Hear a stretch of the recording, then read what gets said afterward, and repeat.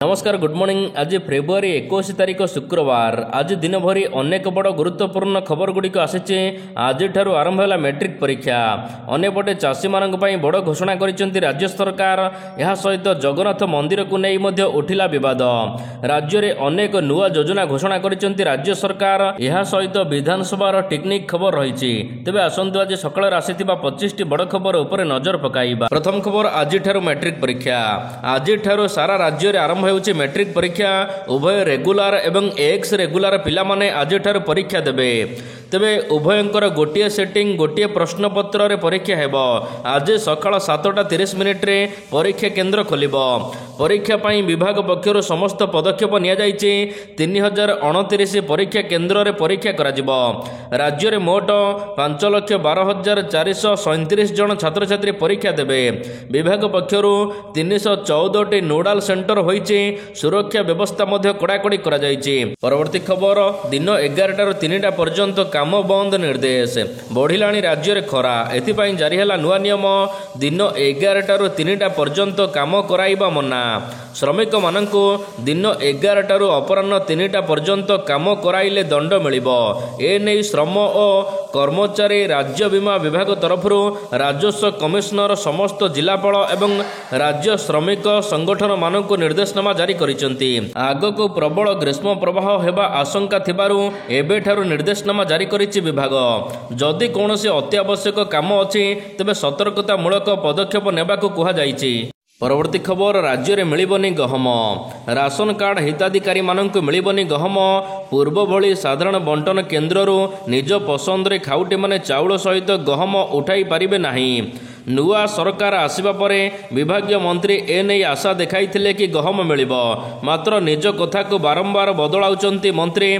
नुआ वर्षरु निश्चिंत गहम मिलिबो बोली मध्य कुहा जाइथिला। मात्र ए पर्यंत गहम मिलिलानी। गहम मिलिबार ना गंध मध्य उठुनी। जोगाण विभागर ताजा सूचना अनुसार निकटरे खाउटी को गहम मिलिबार संभावना नाही। केंद्र सरकार मार्च मासरु खाउटी को केवल चाउल जोगाइबा पई आवंटन पत्र जारी करिसंती। परवर्ती खबर ओडिशार 2टी जिले अच्छी सुना खणी।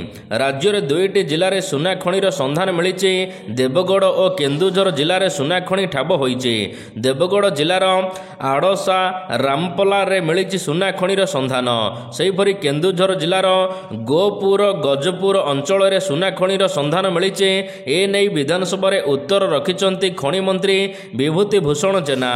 विधानसभा विजेडी विधायक अश्विनी कुमार पात्र प्रश्न करथिले खणी मिलिथिबा स्थान रे भारतीय भूवैज्ञानिक संस्था जेएसआई राज्य खणी एवं भूतत्व निर्देशालय अनुसंधान कार्य चालू रही। अनुसंधान रिपोर्ट चूड़ांत प्रदान कराजिबा परे कमिटी पक्षरु परवर्ती पदक्षेप नियाजिबो। परवर्ती खबर राज्य रे थिबा समस्त आश्रय स्थल गुड़िकर मरामती कराजिबो। बहुमुखी बात्या आश्रय स्थल एवं बन्या आश्रय स्थल गुड़िकर मरामती कराजिबो। चलित वर्ष 812टी बात्या आश्रय स्थल गुड़िकर मरामती कराजिबो। ए नै सरकार निष्पत्ति बोली कहिले विपर्यय परिचालना मंत्री सुरेश पुजारी। से कहिसंती प्रति आश्रय स्थलर मरामती पई 6 लाख टंका व्यय बराद करा जायछि। एथिपई 48 कोटी 72 लाख टंका खर्च करिवे राज्य सरकार। अनेक बात्या आश्रय स्थल गुड़िकर काम मध्य आरंभ होई सारिछि। राज्य में 909टी बन्या एवं बात्या आश्रय स्थल रही। परवर्ती खबर राज्य में निर्माण करा 27टी ब्यारेज। राज्य में 31टी बृहत जलसेचन प्रकल्प सहित 27टी ब्यारेज निर्माण करा। एने गुरुवार दिन विधानसभा संसदीय व्यापार मंत्री मुकेश महालिंग सूचना देइचंती। यह छड़ा से कहिचंती जे 72टी स्ट्रक्चर यह सहित 79टी क्षुद्र जलसेचन प्रकल्प मध्य योजना होइछि। एही प्रकल्प गुड़िक पई मोट 51 कोटी टंका खर्च करा। टेंडर काहेकि बातिल होइछि एने विभागीय अधिकारी सहित आलोचना करा। जल संपद विभाग पक्षर रोड मैप प्रस्तुत करा जाउछि। 5 वर्ष मध्य एने पदक्षेप नियाजिबो एवं राज्य में 27टी नुआ ब्यारेज निर्माण करा जिवो बोली मंत्री कहिसंती। परवर्ती खबर राज्य में बढ़ुची दुर्घटना गड़ुची मुंड। 8 मास भितर दुर्घटना राज्य में प्राण हराइले 3717 जन लोक। जून 2024 ରୁ 2025 आज पर्यंत दुर्घटना रे प्राण हराई 3717 जन लोक। जून 2024 ରୁ आज पर्यंत 6327 सड़क दुर्घटना घटी राज्य में। 3401 ଜଣ ଦୁର୍ଘଟଣାରେ ଗୁରୁତର ଆହତ ହୋଇଛନ୍ତି। 818ଟି ଦୁର୍ଘଟଣା ଦ୍ରୁତ ଗାଡ଼ି ଚାଳନା ଯୋଗୁଁ ହୋଇଛି ବୋଲି ଜଣାପଡ଼ିଛି।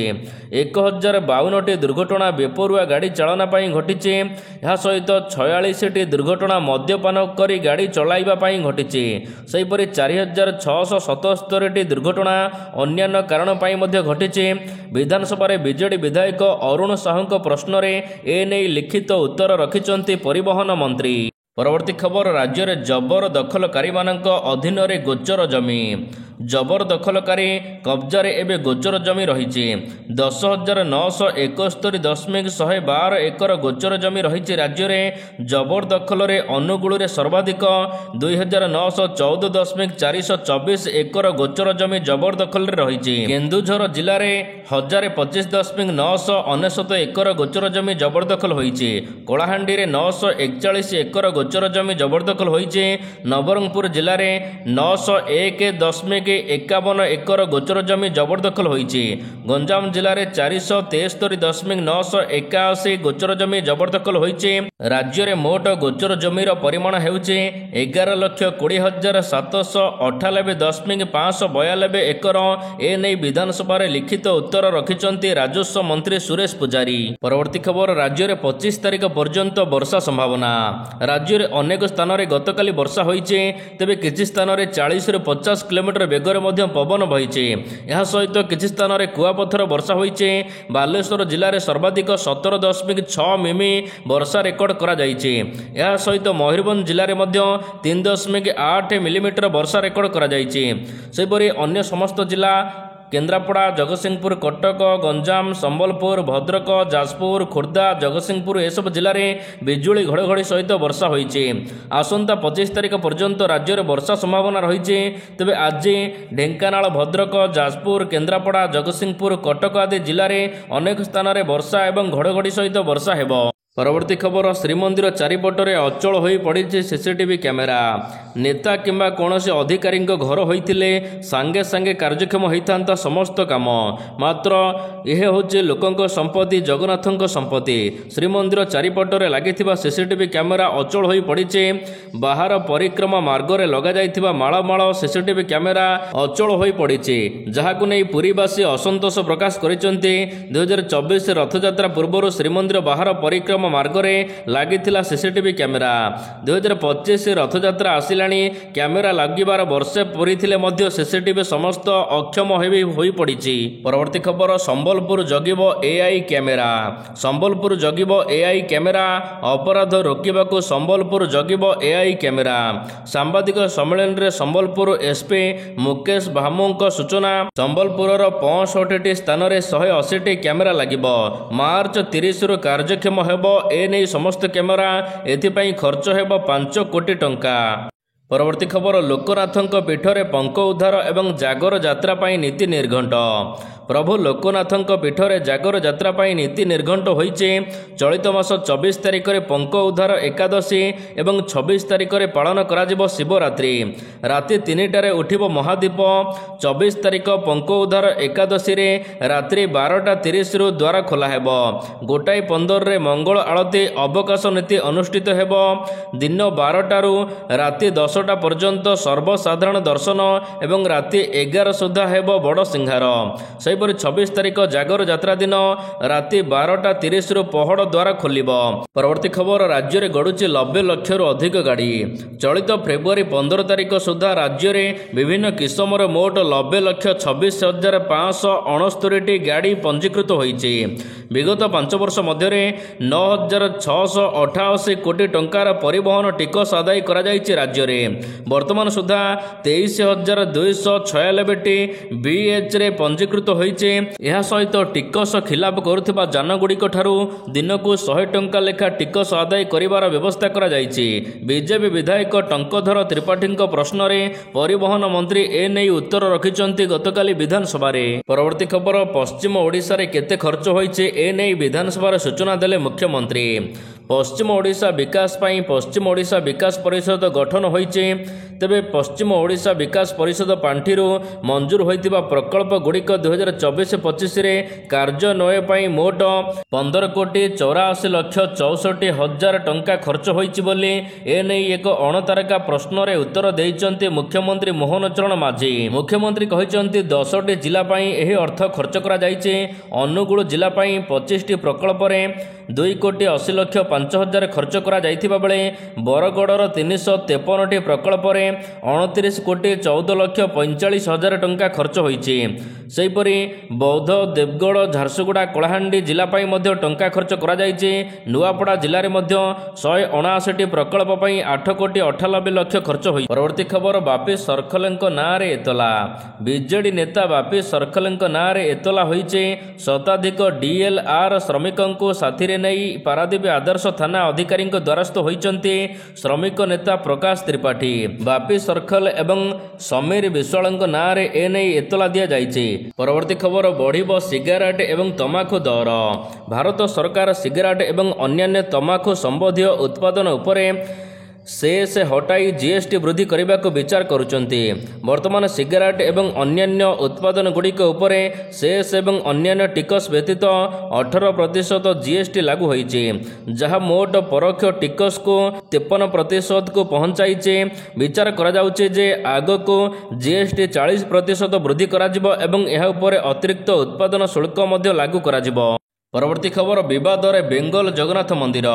ପଶ୍ଚିମବଙ୍ଗର ପୂର୍ବ ମେଦିନୀପୁର ଜିଲ୍ଲାରେ ଦୀଘାରେ ପ୍ରସ୍ତାବିତ ଜଗନ୍ନାଥ ମନ୍ଦିର ଓଡ଼ିଶାର ପୁରୀ ଜଗନ୍ନାଥ ମନ୍ଦିରକୁ ଅନୁକରଣ କରି ନିର୍ମାଣ ଚାଲିଛି, ଯାହାକୁ ନେଇ ବିଧାନସଭାରେ ଝଡ଼ ସୃଷ୍ଟି ହୋଇଛି। ବିଧାନସଭାରେ ବିରୋଧୀ ଦଳ ନେତା ଶୁଭେନ୍ଦୁ ଅଧିକାରୀ ବୁଧବାର ଦିନ ମୁଖ୍ୟମନ୍ତ୍ରୀ ମମତା ବାନାର୍ଜୀଙ୍କୁ ଚ୍ୟାଲେଞ୍ଜ କରିଛନ୍ତି। ପରବର୍ତ୍ତୀ ଖବର, କାହାକୁ ଛଡ଼ାଯିବନି କହିଲେ ମନ୍ତ୍ରୀ। କିଟ୍ ଘଟଣାକୁ ନେଇ ସରକାର ଗଠନ କରିଥିବା ଉଚ୍ଚସ୍ତରୀୟ କମିଟି ବିଶ୍ୱବିଦ୍ୟାଳୟକୁ ଯାଇ ତଦନ୍ତ କରୁଛନ୍ତି। ପୋଲିସ ବି ତଦନ୍ତ ଜାରି ରଖିଛି। କିଟ୍ କର୍ତ୍ତୃପକ୍ଷ ହୁଅନ୍ତୁ ବା କେହି ବି ସମ୍ପୃକ୍ତ ଥିବା ବ୍ୟକ୍ତି ତଦନ୍ତ ପ୍ରକ୍ରିୟାରେ ଯାହାର ନାଁ ଆସିବ ତାକୁ ତଦନ୍ତ କରାଯିବ, କାହାକୁ ଛଡ଼ାଯିବ ନାହିଁ। ଏନେଇ ଆଇନ ମନ୍ତ୍ରୀ ପୃଥ୍ୱୀରାଜ ହରିଚନ୍ଦନ କହିଛନ୍ତି, ସମସ୍ତଙ୍କୁ ଆଇନ ପରିସରଭୁକ୍ତ କରାଯିବ, ଉଚିତ ଦଣ୍ଡ ବିଧାନ ମଧ୍ୟ କରାଯିବ। ମୁଖ୍ୟମନ୍ତ୍ରୀ ମଧ୍ୟ ସ୍ପଷ୍ଟ କରିଛନ୍ତି। ଏହା ସହିତ ମୁଖ୍ୟମନ୍ତ୍ରୀ ନେପାଳ ଛାତ୍ରଛାତ୍ରୀମାନଙ୍କୁ ମଧ୍ୟ ଆଶ୍ୱାସନା ଦେଇଛନ୍ତି। ପରବର୍ତ୍ତୀ ଖବର, ଫେବୃଆରୀ ମାସରେ ଶୁଖିଗଲାଣି ଇବ୍ ନଦୀ। ଫେବୃଆରୀରୁ ଶୁଖିଗଲାଣି ଇବ୍ ନଦୀ। ମହାନଦୀ ସହିତ ଏହାର ପ୍ରମୁଖ ଉପନଦୀ ଇବ୍ ନଦୀ ପାଣିକୁ ଛତିଶଗଡ଼ ଅଟକାଇ ଦେଇଛି। ଖରାଦିନ ନ ହେଉଣୁ ପାଣି ମିଳିବା କଷ୍ଟକର ହୋଇପଡ଼ିଛି। ଛତିଶଗଡ଼ ପଟେ ଇବ୍ ନଦୀରେ ପାଣି ଭରି ରହିଥିବା ବେଳେ ଓଡ଼ିଶା ପଟ ଶୁଖିଲା ମରୁଭୂମି ଭଳି ପଡ଼ିଛି। ଇବ୍ ନଦୀର ଉପର ମୁଣ୍ଡରେ ଛତିଶଗଡ଼ ଅନେକ ବିଜୁଳି ପ୍ରକଳ୍ପ ଉତ୍ପାଦନ କରିବାକୁ ଡ୍ୟାମ୍ ନିର୍ମାଣ କରିଛି, ଯେଉଁଥିପାଇଁ ଇବ୍ ନଦୀର ପାଣିକୁ ଅଟକାଇ ରଖିବା ସହିତ ଓଡ଼ିଶା ପଟକୁ ଶୁଖାଇ ରଖିଛି ଛତିଶଗଡ଼। ପରବର୍ତ୍ତୀ ଖବର, ଦିଲ୍ଲୀ ମୁଖ୍ୟମନ୍ତ୍ରୀ ଭାବରେ ଶପଥ ନେଲେ ରେଖା। ଦିଲ୍ଲୀ ମୁଖ୍ୟମନ୍ତ୍ରୀ ଭାବରେ ଗତକାଲି ଶପଥ ନେଇଛନ୍ତି ରେଖା ଗୁପ୍ତା। ଦିଲ୍ଲୀ ଉପରାଜ୍ୟପାଳ ବିନୟ କୁମାର ସକ୍ସେନା ତାଙ୍କୁ ପଦ ଏବଂ ଗୋପନୀୟତାର ଶପଥ ପାଠ କରାଇଛନ୍ତି। ତାଙ୍କ ସହିତ ଅନେକ ମନ୍ତ୍ରୀମାନେ ମଧ୍ୟ ଶପଥ ନେଇଛନ୍ତି। ତେବେ ଏହି ଶପଥ ଗ୍ରହଣ ସମାରୋହରେ ପ୍ରଧାନମନ୍ତ୍ରୀ ନରେନ୍ଦ୍ର ମୋଦି, ଜେପି ନଡ୍ଡା, ଏହା ସହିତ ଗୃହମନ୍ତ୍ରୀ ଅମିତ ଶାହା, ଅନେକ ବରିଷ୍ଠ ନେତା ମଧ୍ୟ ଯୋଗ ଦେଇଥିଲେ। ପରବର୍ତ୍ତୀ ଖବର, ଭାରତରେ ବ୍ୟାନ୍ ହେଲା 119ଟି ମୋବାଇଲ ଆପ୍। ସରକାର ଏବଂ ଅନ୍ୟାନ୍ୟ ସଂସ୍ଥା ଦ୍ୱାରା ବିଭିନ୍ନ କଣ୍ଟେଣ୍ଟ ପ୍ରସାରଣକୁ ଟ୍ରାକ୍ କରୁଥିବା ଅନେକ ଆପ୍ଲିକେସନ ଗୁଡ଼ିକ ଦେଶରେ ବ୍ୟାନ୍ କରାଯାଇଛି। ଭାରତରେ ଉପଲବ୍ଧ ଥିବା ପ୍ରାୟ 119ଟି ଆପ୍କୁ ବ୍ଲକ୍ କରିବାକୁ ଭାରତ ସରକାର ନିର୍ଦ୍ଦେଶନାମା ଦେଇଛନ୍ତି। ଏହା ସହିତ ସମସ୍ତ ଆପ୍ ପ୍ରମୁଖ ଚୀନ ଏବଂ ହଂକଂର ସହଭାଗିତାରେ ଚାଲୁଥିଲା, ଯାହାକୁ ଏବେ ପ୍ଲେ ଷ୍ଟୋରରୁ ହଟାଇବାକୁ ନିର୍ଦ୍ଦେଶ ଜାରି ହୋଇଛି। ପରବର୍ତ୍ତୀ ଖବର, ଭାରତରେ ଖୋଲିବ ଟେସ୍ଲାର ଶୋରୁମ୍। ଏଲନ୍ ମସ୍କଙ୍କ କମ୍ପାନୀ ଟେସ୍ଲା ଭାରତରେ ଏଣ୍ଟ୍ରି କରିବାକୁ ଉଦ୍ୟମ ଆରମ୍ଭ କରିଛି। ଏଥିପାଇଁ କମ୍ପାନୀ ଭାରତର କିଛି କର୍ମଚାରୀ ମଧ୍ୟ ନିଯୁକ୍ତି ଦେଇଛି। ଟେସ୍ଲା 13 ଜଣଙ୍କୁ ନିଯୁକ୍ତି ଦେଇଥିବା ନେଇ ଚଳିତ ମାସରେ ଖବର ପ୍ରକାଶ ପାଇଛି। ଚଳିତ ମାସ 17 ତାରିଖରେ ଘୋଷଣା କରିଥିଲା ଟେସ୍ଲା ଯେ ଭାରତରେ ନିଜର ଶୋରୁମ୍ ଓପନ୍ କରିବ, ଯେଉଁଥିରେ ଗ୍ରାହକ ସେବା ଯୋଗାଇବାକୁ ବ୍ୟାକ୍ଅପ୍ ଅଫିସ୍ ପରିଚାଳନା କରିବାକୁ କର୍ମଚାରୀମାନଙ୍କୁ ନିଯୁକ୍ତି କରାଯାଇଛି। ଭାରତରେ ଏଣ୍ଟ୍ରି କରିବାକୁ ଅନେକ ବର୍ଷ ହେଲା ଚେଷ୍ଟା କରୁଛି ଟେସ୍ଲା। ଏହାରି ମଧ୍ୟରେ ସୂଚନା ଆସିଛି କି ଭାରତର ଦୁଇ ପ୍ରମୁଖ ସହର ଦିଲ୍ଲୀ ଏବଂ ମୁମ୍ବାଇରେ ଟେସ୍ଲା ଶୋରୁମ୍ ଖୋଲିବ।